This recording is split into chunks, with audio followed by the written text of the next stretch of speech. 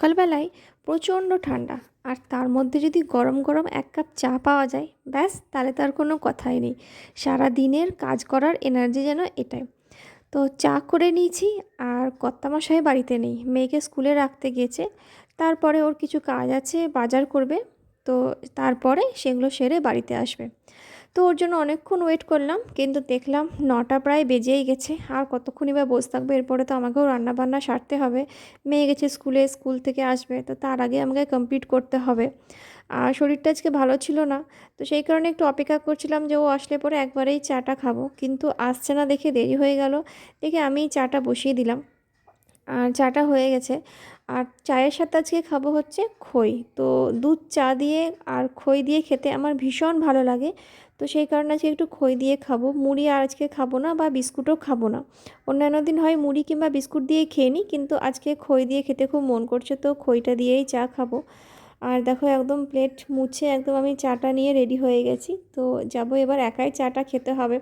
তো চাটা নিয়ে আসতে দেখি যে এই ঘরের জানলাটা এখন অবধি খুলিনি, এই জানলাটা। তো সেটাই আগে খুলে দিচ্ছি। তো চলো, চা এখন জানলা খুলে আমি রাস্তার ধারে দেখতে দেখতে চাটা খাবো, তাহলে একটু ভালো লাগবে। আর ও চলে আসলে আমি দেখতেও পাবো দরজার সামনে, মানে সরি জানলার সামনে, সেই কারণে বসছি। আর রাস্তার ধারে আমাদের এই ফুল গাছটা দেখো, ওই যে লাল লাল ফুল ধরে আছে, এটা দেখতে কিন্তু বেশ ভালোই লাগে। তো চলো, আমি এখন একাই বসে বসে চা খেয়ে নিচ্ছি আর অপেক্ষা করছি যে কখন আসবে। কিন্তু বেশিক্ষণ আর অপেক্ষা করতে হয়নি, চা খেতে খেতেই ও চলে এসেছিল।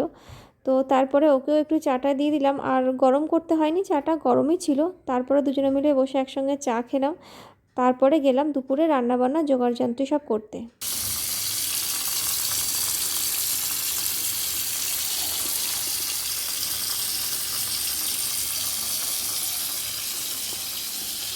ছুটি হয়ে যায় মাংস খাওয়া, রবিবারে পিকনিক আছে,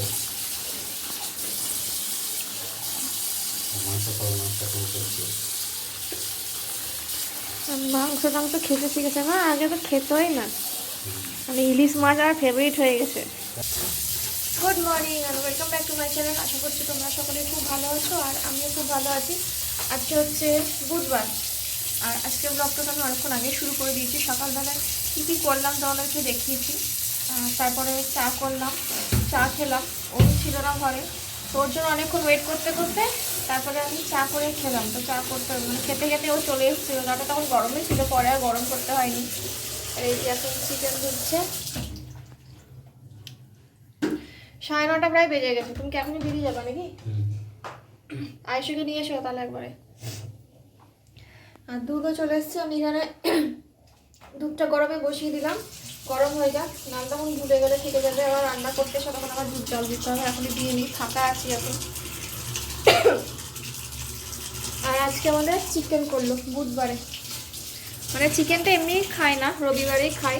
এমনিও খাই, কিন্তু রবিবারেই বেশি হয় আর কি চিকেন। সেই ছোটোবেলা থেকে যেটা প্রথা চলে আসছে, রবিবার মানে রবিবারের দুপুর মানে মাংস ভাত, তো সেটাই এখন। কিন্তু অনেক দিন, এই কদিন সরস্বতী পুজো ছিল, তার আগে শনিবার পড়ে গেছিলো, তো শনিবার দিন নিরামিষ হলো। রবিবারও সরস্বতী পুজো পড়লো, তো সেদিনও নিরামিষ খেয়েছি। আর সোমবারও সরস্বতী পুজো করেছে, সেদিনও নিরামিষ। তারপরের দিন ছিল হচ্ছে মঙ্গলবার। মঙ্গলবার তো আমরা নিরামিষ খাই, তো সেই কারণে মঙ্গলবারও হয়নি, নিরামিষই হয়েছিল। তো কতদিন হলো, শনি রবি সোম মঙ্গল, 4 দিন পর পর নিরামিষ হয়েছে। তো সেই জন্য মেয়ে একদম পাগল করে দিয়েছে। আর ওর আবার মাছ টাছ অত মানে ফেভারিট না, অত প্রিয় না, মাছ খেতেও পছন্দ করে না। মাছ খেলে ওই পাবদা মাছ ভালোবাসে, আর না হলে সে চিংড়ি মাছ। তাছাড়া কাটা মাছ টাছ কিছু খেতে পছন্দ করে না। তো অনেকদিন চিকেন খাইনি বলে এখন ঝাল ঝাল চিকেন খেতে হবে। তো সেই জন্য করলাম। আবার রবিবার দিন আমাদের আবার অফিসের পিকনিক আছে, তো ওইখানেও যেতে হবে বলে রবিবারও তো পিকনিক, মানে সেখানে একদম দুপুরবেলায় তো জমজমাটি খাওয়া দাওয়া। সেই কারণে আজকে চিকেনটা করছি, এই পরের দিন থেকে আবার হালকা খেতে হবে, কারণ আমার তো আবার পেট। তো চলো, আজকে সারাদিনের ব্লগটা দেখতে থাকো, আশা করছি তোমাদের ভালো লাগবে। কর্তা বাবু রেডি? একটা জল ঢেলে দাও, জল ঢেলে দাও একটা, ওই খাওয়ার।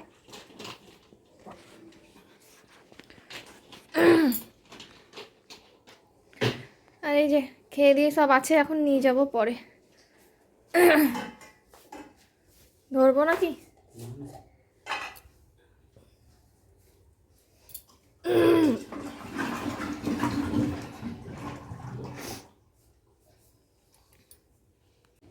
তো এই যে বাজার করে মাত্র এই কটা টাকা ফেরত এসছে, আর এই দিয়ে আমাকে এখন মাস চালাতে হবে, মাত্র 120 টাকা।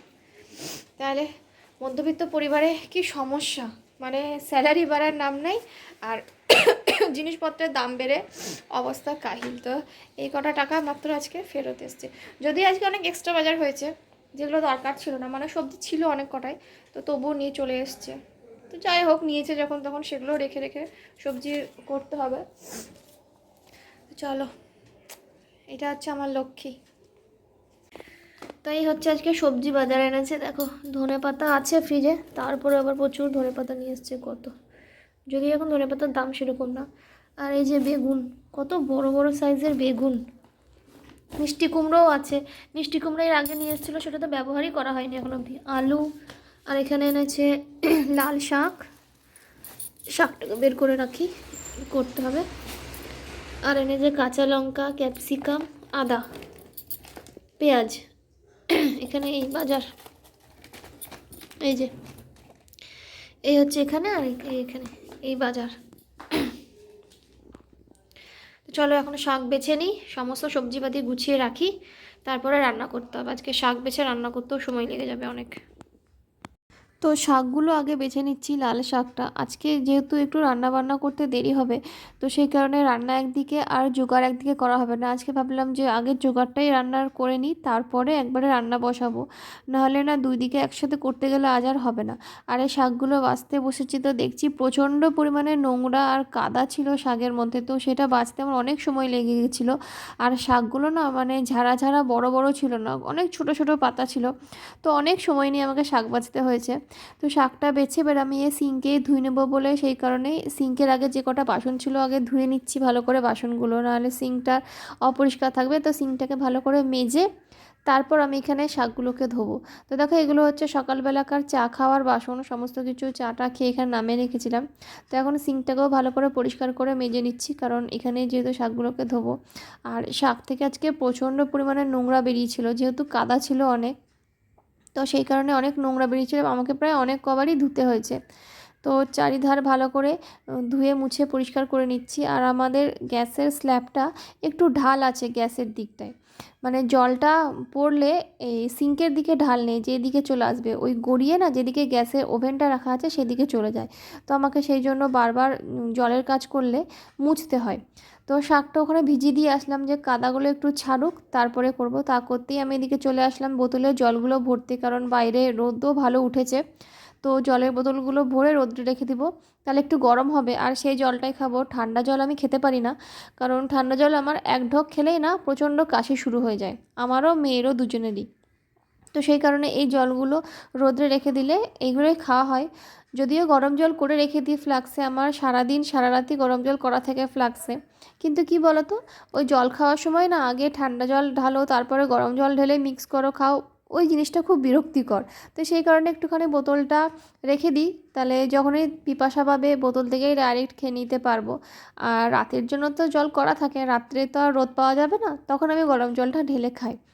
তো বাইরে রাখতে এসে দেখছি বাইরে এই উঠোনের এখানটায় না অনেক জল পড়ে গেছে, আমি তো ফেলিনি, সেটাই আমি উপর দিকে তাকিয়ে তাকিয়ে দেখছি যে উপরে কোথা থেকে জল পড়লো, মানে কেউ ফেলেছে হয়তো।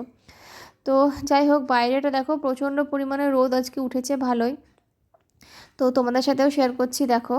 আর এখানে বাইরে রোদ উঠেছে বলে নিচে দেখো চন্দ্রমল্লিকা গাছে না, এই গাছটাতে একদম ভরে ফুল এসছে। আর যেহেতু এই পাশের গাছটায় অতটা রোদ আসে না, তো একটু কমই দেখো ফুল এসছে, যদিও এখান থেকে আমি ফুল ভেঙে পুজোও করি। তো আর এই মাঝখানে লাগানো হচ্ছে আমাদের পেঁয়াজের গাছ। আর এই পাশের গলিতে এইটা হচ্ছে আমার পুদিনা পাতার গাছ, দেখো ছোট ছোট অনেক পুদিনা পাতা ধরেছে। তো এই পুদিনা পাতা আমি অনেক কিছুতেই ইউজ করি। আর গাছে মাত্র দুটো জবা ফুল ফুটেছে, এই একটা আর ওই পাশে একটা ফুটেছে। তো এই দিকটা না যেহেতু ঘরের ব্যাক সাইড পড়ছে, তো রোদটা খুব একটা ভালো আসে না শীতকালে, তো সেই কারণে শীতের দিনে খুব একটা বেশি ফুল ফোটে না, ওই একটা দুটো করেই ফোটে। কিন্তু গরমের দিনে প্রচুর ফুল ফোটে। তো যাই হোক, বাইরে থেকে আমি আবার চলে এসেছি শাকগুলোকে ধুতে। আমি কিন্তু এর আগেও শাকটাকে দুবার ধুয়ে তুলেছি, তারপরেও দেখছি এখনও নোংরা বেরোচ্ছে। তো সেই কারণে আমি শাকটাকে আরও ভাবলাম 2-4 বার ভালো করে ধুয়ে নিই, না হলে তো কড়াইয়ে দিলে না কেমন একটা বালি কিচকিচ করবে। তো দেখো এখনও জলটা কতটা ঘোলা, মানে কতটা পরিমাণে কাদা ছিল বুঝতে পারছো তো, প্রচুর কাদা ছিল। আর যেহেতু ছোট ছোট শাক, আর শাক কিন্তু অনেকটাই, তো সবটা শাক আজকে করব না, কিছুটা করব আর বাকিটা রেখে দেবো কালকের জন্যে। তো অর্ধেকটা শাক করেছিলাম। আর এদিকে দেখো মেয়ে কিন্ডার জয় কিনেছে, তো ওতে পেয়েছে একটা খেলনা, আর সেটা নিয়ে ওর এখন পরীক্ষা নিরীক্ষা চলছে আর কি। তো খেলনাটা পেয়ে যাই হোক খুবই খুশি হয়েছে। এর আগে অনেক কটা খেলনা পেয়েছিল, কিন্তু সেগুলো ওর মন পছন্দ মতো হয়নি। তো চলো, এই খেলনাগুলো পেয়ে তো খুবই খুশি। এখনও পেন্সিলটাই লাগিয়ে দেখছে। আর এদিকে দেখো রান্নাঘরে চলছে চিকেন কষা আর ভাত। তো যেহেতু আমার শরীরটা একটু খারাপ ছিল, জোগাড় আমার সমস্ত কিছু করাই ছিল, তো বর বলল যে আমি রান্নাটা করছি, তো চিকেনটা ওই রান্না করছি, যদিও সবই আমিই করেছি, জোগাড়ও আমি করেছি, ভাতও আমি করেছি, ডাল করেছিলাম, ডালটাও আমি করেছি, শুধু চিকেনটা রান্নাটাও করেছে। তো চিকেন রান্না হতে হতে দেখো আমাদের সমস্ত কিছু রেডি হওয়ার পরে চলে এসেছি এখন এই দুপুরবেলায়। তো আমি এরপরে স্নান করলাম। খেতে প্রায় অনেকটাই দেরি হয়ে গেছিলো আজকে, তো বরের যেহেতু ভীষণ খিদে পেয়ে গেছে বলে ওই চলে এসেছে ভাত বাড়তে। তো চলো তোমাদের সাথে আজকে মেনুটা শেয়ার করি। এটা হচ্ছে মুসুরির ডাল কাঁচা টমেটো দিয়ে করেছি, আর এটা হচ্ছে লাল শাক, আর এটা হচ্ছে চিকেন। তো চলো আজকের মতো ভিডিওটা এখানেই শেষ করছি। যদি ভিডিওটা ভালো লেগে থাকে তাহলে অতি অবশ্যই লাইক কমেন্ট শেয়ার করো।